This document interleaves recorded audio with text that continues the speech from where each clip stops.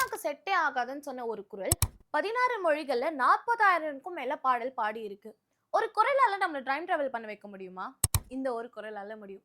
இப்பவே almost guess பண்ணியிருப்பீங்கன்னு தான் நம்புறேன். த லெஜெண்ட் எஸ்பிபி.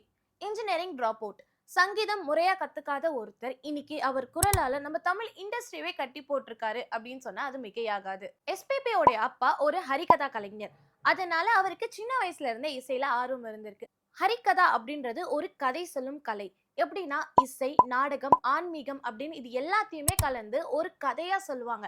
என்னதான் இவரு கலை குடும்பத்தை பின்னணியா கொண்டு இருந்தாலும் இவரால சினிமால நுழைய முடியல. அவருடைய குரல் சினிமாக்கு செட்டே ஆகாது அப்படின்னு சொல்லி நிறைய நிராகரிப்பு. நம்ம எஸ்பிபிக்கே இனிஷியல் பீரியட்ல நிறைய உச்சரிப்பு தடங்கள் இருந்தது அப்படின்னு சொல்லப்படுது. நம்ம எம்.எஸ். விஸ்வநாதன் ஐயா அவர்களே உனக்கு குரல் நல்லா இருக்கு, ஆனா நீ தமிழ் உச்சரிப்பை இன்னும் கொஞ்சம் சரிப்படுத்திக்கிட்டா நல்லா இருக்கும் அப்படின்னு சொல்லி நம்ம எஸ்பிபிக்கு அறிவுரை கொடுத்திருக்காராம்.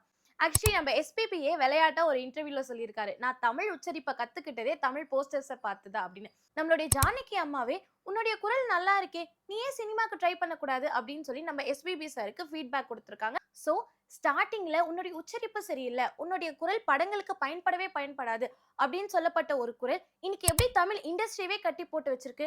நம்மளுடைய எல்லா எமோஷன்ஸுக்கும் ஒரு குரல் வேணும்னா அந்த குரலா முதல்ல நிக்கிறது எஸ்பிபி குரல் தான். அது எப்படி மாறுச்சு அப்படின்னு பல இன்ட்ரெஸ்டிங்கான தகவல்கள் எல்லாமே அடுத்த வீடியோல காத்துட்டு இருக்கு.